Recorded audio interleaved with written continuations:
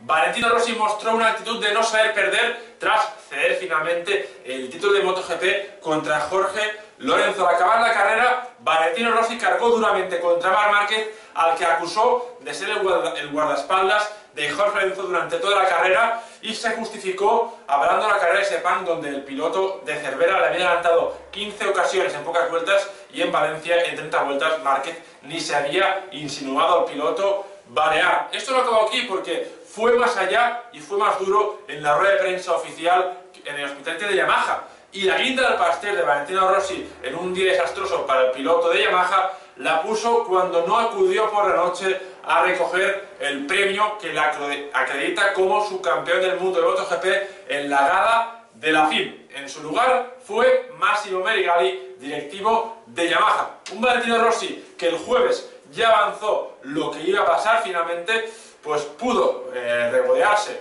de lo que hizo Marc Márquez en carrera, pero eso sí, mostrando una actitud de no saber perder y de no felicitar a Jorge Lorenzo por un título que para mí es merecido. Recordad, para más información, aquí en planedeporte.es.